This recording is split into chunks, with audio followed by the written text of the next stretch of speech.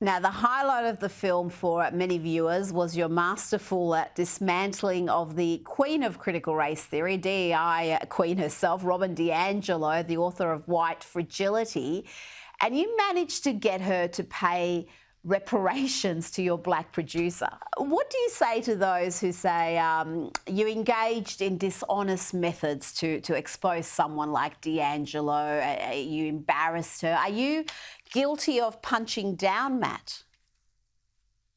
No, I don't think so at all. Listen, this movie has drawn comparisons to Borat, and I think that, there are some comparisons there, and I'm flattered by the comparisons because Borat's a hilarious film. But in movies like that, and in other occasions where Hollywood films have taken a similar approach, oftentimes they really do punch down.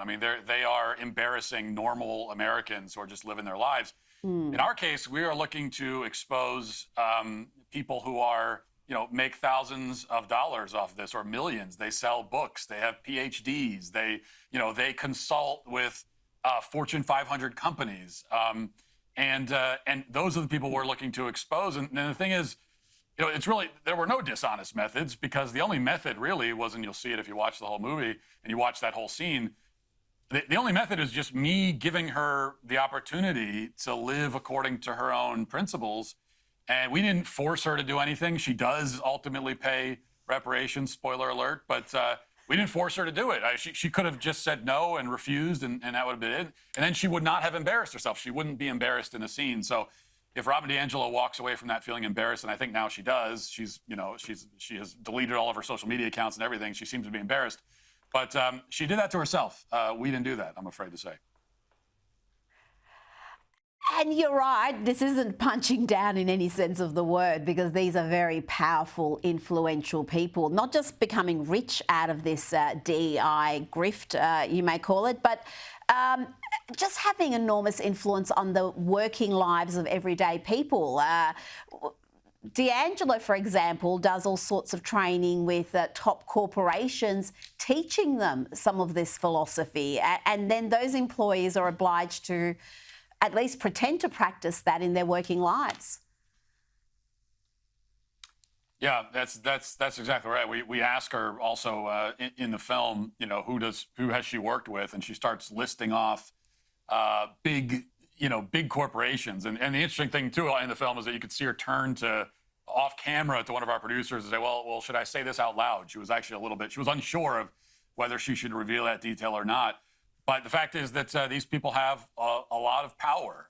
They have, when you've got HR companies at the biggest corporations in the world treating your ideology as gospel and forcing employees to affirm it, well, that's when it comes to cultural power, it doesn't get more powerful than that, and that's exactly what we're trying to expose.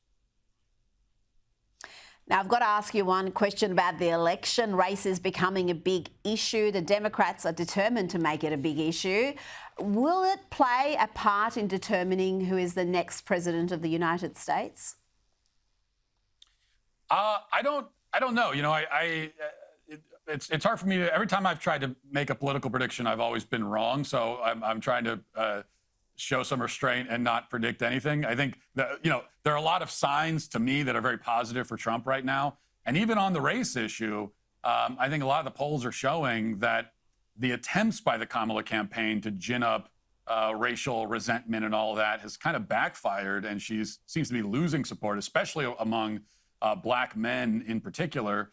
And that's not a surprise. But she's trying to use not just the racial grievances, but also the gender grievances. This is a whole campaign built on basically left-wing victimology, and she's going to try to ride it all the way into the White House. But there are a lot of, I think, very positive signs right now that the strategy is not working for her as well as she thought. But we'll see in a few days.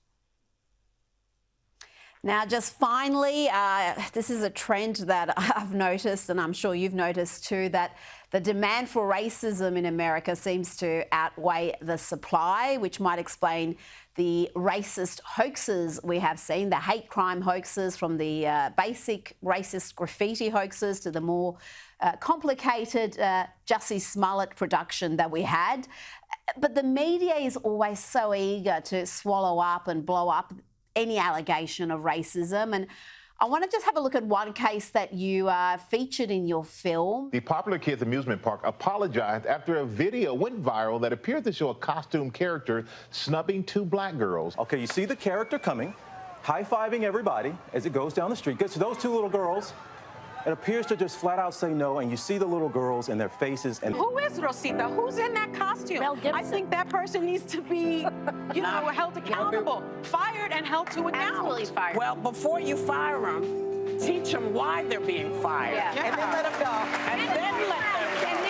Oh, you can always rely on the ladies of The View to be completely unhinged about everything. Just last month, the case concluded. Sesame Street won. The $25 million lawsuit has failed. But Matt, why is there this eagerness in the media amongst the activist class to push any claim of racism, no matter how fanciful? And that Jussie Smollett one, that was so absurd on the face of it, and yet everyone from Kamala Harris down believed it. Yeah, I think it's because when you've got a lot of racial resentment and racial guilt and suspicion and all of that in society, people are it's much easier to manipulate and control people. It's a tool that people in power, the cultural forces, in our society use to control and manipulate, and that's why they always want to find more reasons to accuse people of racism. They need to convince people either that they are racist or that they're the victims of racism, which is also why they tell you that, and we hear this in the film too, that hey, if you say that you're not racist as a white person, if you claim you're not racist, and that's just all the more evidence that actually you are. So it becomes this unfalsifiable claim, and the people that are turning it into an unfalsifiable claim, their motivation, I think, is pretty clear. They stand to make a lot of money off of it, and there's a lot of power and influence from it for them as well. Absolutely. You've just done such exceptional work. You expose the excesses of the trans movement with What is a Woman? Am I Racist? The race baiters have been exposed. We need you now to focus on some sort of a climate change movie, Matt, please. We need that in the culture. Is that what you're working on next? Do you have a next project already underway? I have a couple of ideas that I'm pretty excited about, but I couldn't. It's got to be in the vault. It's a secret for a while now before anyone hears anything about it. We really appreciate your time tonight, Matt Walsh. You've been very generous. Thank you so much. Thank you.